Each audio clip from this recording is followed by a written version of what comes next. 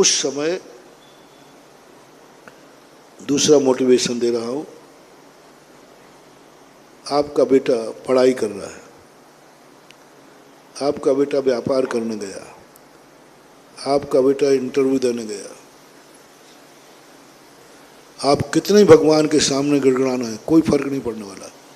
भगवान मेरा बेटा ऐसा है, ये है, यहाँ कोई सुनने वाला नहीं है। ऐसे दिन भर लोग चिल्लाते रहते हैं। जिस समय माताओं से कहना मेरा,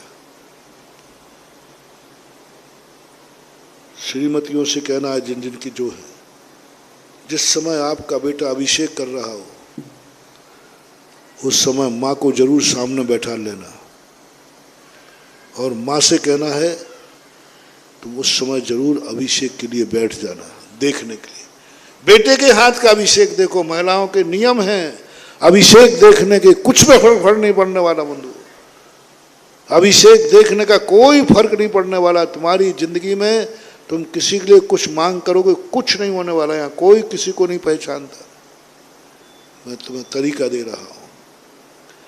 जिस समय तुम्हारा बेटा अभिषेक करे, लोटा ठीक लोटा उठाकर कलश ढाले, उस समय माँ को सामने बैठा लेना और माँ से कहना तू भी सामने बैठ जा, और माँ से कहना बेटा जब अभिषेक करे वहां बैठो।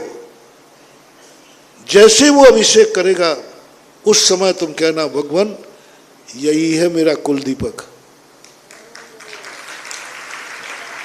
यही है मेरी जिंदगी, यही है मेरा सहारा। भगवान जो अभिषेक कर रहा है यही है। उस समय जो आप रेकी देंगे उस समय की फाइल मंजूर हुए बिना नहीं रहती, क्योंकि अभिषेक करते समय माँ की दृष्टि बेटे पे जाएगी ही जाएगी। और उस समय जो तुमने भावना करोगे फिर देखो उसके अप्रत्याशित परिणाम निकलते हैं। इसलिए बेटों के कहना है माँ को बैठा लो सामने, गंदो उसको दिखाओ। माँ से कहना है बेटा अभिषेक करे, उसको देखो अपनी आंखों से, उस समय अपनी इच्छाएं पूरी करो, उस समय बेटे के प्रति भावना करो। कितने भी करवा चौथ सुहाग दशमी कर लेना पति के जिंदा रहने की, मैं तो कुछ गारंटी नहीं दूंगा, लेकिन जिस समय आपका पति अभिषेक कर रहा हो उस समय आपकी पत्नी जरूर सामने होना चाहिए। आप पत्नियों को भी कहना है जिस समय आपका पति अभिषेक करे सामने बैठ जाना। कुछ नहीं, आप बहुत कामना करेंगे, बहुत भावना करेंगे, इतना ही करना भगवान यही है मेरा सुहाग जो आपका अभिषेक कर रहा है। बस इसका सुख मेरा सुख, इसकी जिंदगी ही मेरी जिंदगी है। जो तुम्हें भावना करना है उस समय तुमने जिस समय वो भगवान का लोटा लेके अभिषेक कर रहा है, शांति धारा कर रहा है, उसी समय आप देखना क्या गंधोदक का चमत्कार, क्या अभिषेक का चमत्कार। जिंदगी भर मन्नत मानती रहे तो कार्य पूरा नहीं हुआ, उस समय भाई बहन के लिए भी कर सकता है कोई भी, लेकिन वो अभिषेक करते समय उस समय की निगाहें, उस समय की दृष्टि, उस समय भगवान तुम्हारे लिए बैठा है। वेदी पर बैठा हुआ भगवान और पांडुक शिला पर बैठा हुआ भगवान में बहुत फर्क हो जाता है महानुभाव। जिस समय वेदी पे भगवान बैठा है गादी पे, वो तुम्हारा नहीं है, सबके लिए बैठा है। हो जाएगी तुम्हारी फरियाद आ जाएगी तो ठीक है, नहीं, लेकिन जिस समय पांडुक शिला पर भगवान बैठा है उस समय वो भंडारा खोल के बैठा है, क्योंकि देने के लिए बैठा है, लेने के लिए नहीं। पांडुक शिला पर जब भगवान आते हैं वो मां देने के लिए आते हैं, वो उनकी दानशाला है, किमिक्षित दान देने आते हैं, क्योंकि उस समय मात्र श्रावक के लिए बैठे हैं। उनको तो पांडुक शिला में बैठने की जरूरत थी, वो तो कहाँ बैठे थे, गद्दी पे बैठे थे। पांडुक शिला पर बैठने के लिए किसके लिए आए?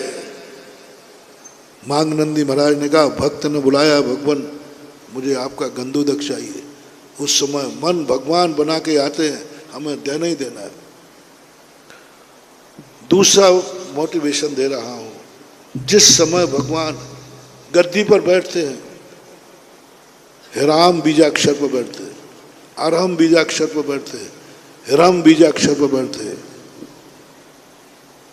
जो धर्म का प्रतीक है, स्थिरता का प्रतीक है, पवित्रता का प्रतीक है, शुक्लता का प्रतीक है।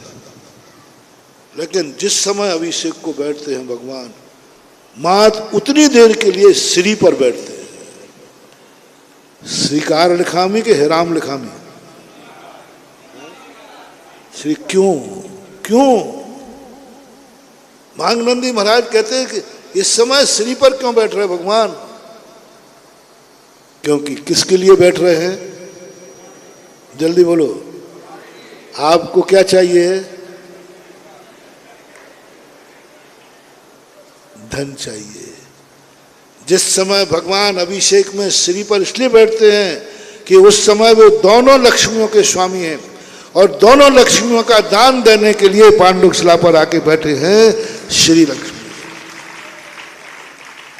उस समय उनका जो वरदान है अचूक होता है। इसलिए गंधोदक, कई लोग क्या करते, गंधोदक यहाँ थाली लगा दो, बच्चे को चाय पिला दी ना, वो दूध यूं पिला के जय हो भगवान, ऐसे वो। गंधोदक कहाँ आना चाहिए? श्रीकार जो लिखा है उसको टच करते हुए गंधोदक आएगा, वो तुम्हें सुख समृद्धि दायक होगा। गंधोदक की भी विधि है। कौन सा गंधोदक लिया? कानों का, आंखों का? श्रीकार से स्पर्शित होके आना चाहिए। तो ऐसा श्रीकार से स्पर्शित होके गंधोदक, तो वो गंधोदक भगवान उस समय आप लोग अपने जीवन में, भरत चक्रवर्ती इस कला को जानता था, इसलिए अभिषेक करने के पहले सब परिवार को बैठाता था, सब सामने बैठो, देखो ये तुम्हारा अभिषेक, और तुम्हारे मन में मेरे प्रति क्या भाव है वो देखो। और वो जो अभिषेक करने वाला है भगवान और समय किसी समय नहीं पहचानते। तो अभिषेक कर रहा है ना, उसी समय भगवान वो सामने मेरी बैठी ना, वो माँ है, माँ, बस अनाथ नहीं हो जाऊं प्रभु, जो सामने बैठी ना वही माँ है।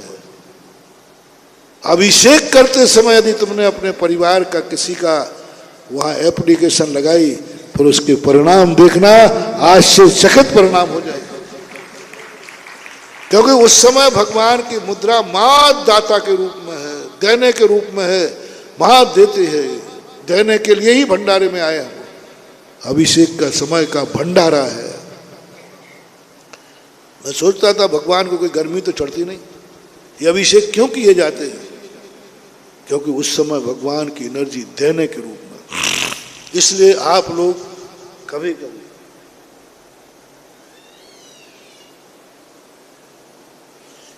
तो अपना प्रसंग क्या हुआ कि साल भर में एक बार कैसा करना है, कम से कम कुटुंब के साथ विधान और कुटुंब के सामने अभिषेक।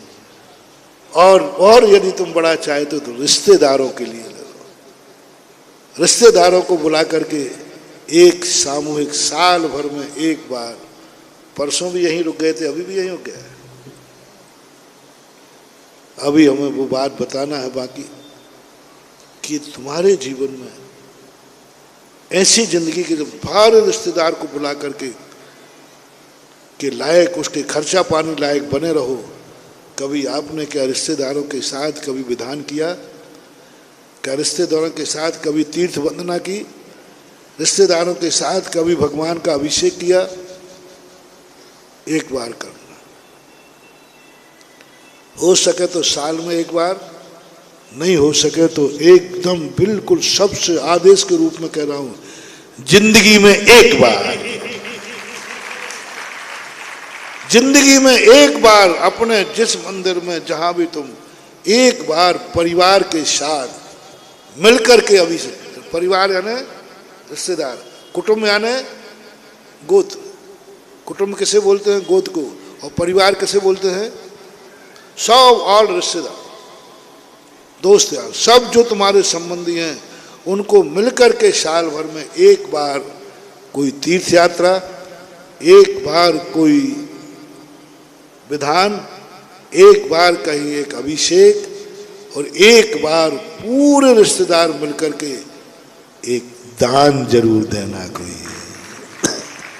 एक दान देना कौन सा? इंडिविजुअल, अपना जो तुम्हें देना हो। एक दान ऐसा देना जो पूरा परिवार मिलके देवे, कुटुंब, परिवार नहीं, कौन? कुटुंब, सब मिलकर, कुटुंब मिलकर के एक दान की घोषणा जरूर किया करो साल भर में। प्रतिदिन का जो तुम देते पूरा कुटुंब मिलकर के, और एक दान जरूर जिंदगी में, साल भर में हो तो अच्छी बात है, नहीं तो जिंदगी में एक दान जरूर बोलना है जिसमें सारे रिश्तेदार भी शामिल होंगे।